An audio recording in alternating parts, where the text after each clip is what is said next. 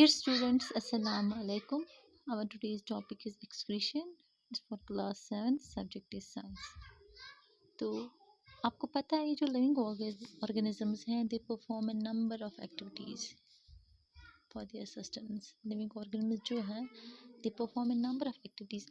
During these activities, जो activities इनकी life में होती हैं, लाइफ एक्टिविटीज़ जो भी होती हैं, उनमें वेस्ट प्रोडक्ट्स प्रोड्यूस होते हैं. These life activities जब परफॉर्म करते हैं लिविंग ऑर्गेनिजम्स से नंबर ऑफ एक्टिविटीज़, तो इस दौरान वेस्ट प्रोडक्ट्स भी प्रोड्यूस होते हैं. फॉर एग्जांपल, कुछ जो फूड हम खाते हैं इसमें से कुछ फूड यूज़ होता है हमारी बॉडी से, but some is undigested food, it is a waste product. जो हमारी बॉडी में अनडाइजेस्टेड फूड होता है, इट्स अ वेस्ट प्रोडक्ट.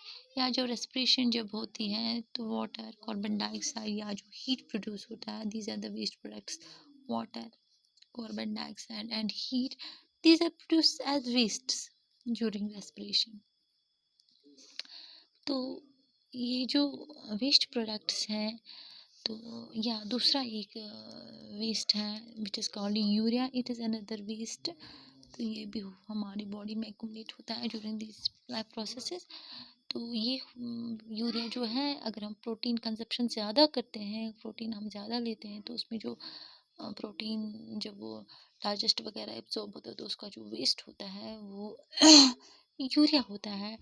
तो ये जो प्रोटीन है, this urea, it comes from used up protein. जो हमारा प्रोटीन इनटेक है, तो उससे जो वो जो यूज़ होता है, फिर वहाँ वेस्ट निकलता है, तो उसको यूरिया कहते हैं. तो अब कुछ ये जो वेस्ट प्रोडक्ट्स हैं, अगर हमारी बॉडी में ये रहते हैं, लाइक यूरिया जो है, it's a harmful, very harmful waste product and very toxic. ये हमारी बॉडी में अगर रहता है, हमारी बॉडी में एक्यूमुलेट अगर होता है, तो इससे हमारी हेल्थ प्रॉब्लम्स हो सकती है, बहुत सारी हेल्थ प्रॉब्लम्स. जैसे अगर यूरिया हमारी बॉडी में ज़्यादा हो गया, तो उससे ये एक्यूमुलेट हो जाता है, तो उससे हमारी फिर ये जॉइंट्स वगैरह में क्रिस्टल्स बन जाते हैं, तो जो बहुत डेंजरस होता है. या हमारी किडनीज़ पे बहुत असर पड़ता है, इसके यूरिक एसिड के क्रिस्टल्स बनते हैं, तो जो हमारे लिए ठीक नहीं है.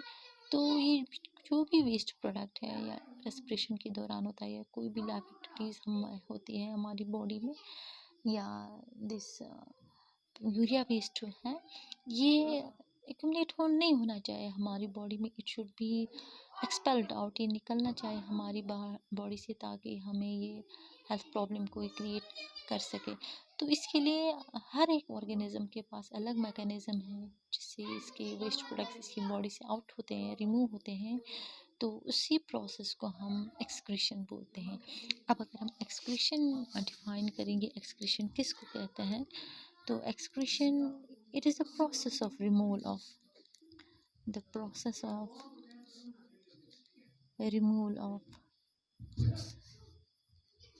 The waste products. ये जो वेस्ट प्रोडक्ट्स हमारी बॉडी से रिमूव हो जाते हैं, इस प्रोसेस को हम एक्सक्रीशन बोलते हैं. It is an important process, because अगर कोई भी वेस्ट हमारी बॉडी में रहता है, तो इससे हमें बहुत सी प्रॉब्लम्स हो सकती है. किसी टाइम क्रिटिकल स्टेज भी होता है, फिर डेथ भी हो सकती है. जो भी वेस्ट हमारी बॉडी में बनता है, it should be expelled out. तो उसके लिए अलग एक मैकेनिज़्म है जिसको हम एक्सक्रीटरी सिस्टम बोलते हैं, और इस प्रोसेस को एक्सक्रीशन बोलते हैं. अब इस एक्सक्रीटरी सिस्टम के ऑर्गन्स क्या है, इसका मैकेनिज़्म कैसे है, ये कैसे होता है, तो ये हम इंशाल्लाह कल डिस्कस करेंगे. एक्सक्रीशन इन एनिमल्स और एक्सक्रीशन इन ह्यूमंस, या एक्सक्रीशन ये कैसे हो जाती है एनिमल्स में कैसे, ह्यूमंस में कैसे. इसके लिए अलग अलग ऑर्गन्स हैं, इसके लिए एक्सक्रीटरी सिस्टम जो कंप्राइज करता है, तो वो हम इंशाल्लाह कल डिस्कस करेंगे. आज के लिए इतना ही. अल्लाह हाफिज़.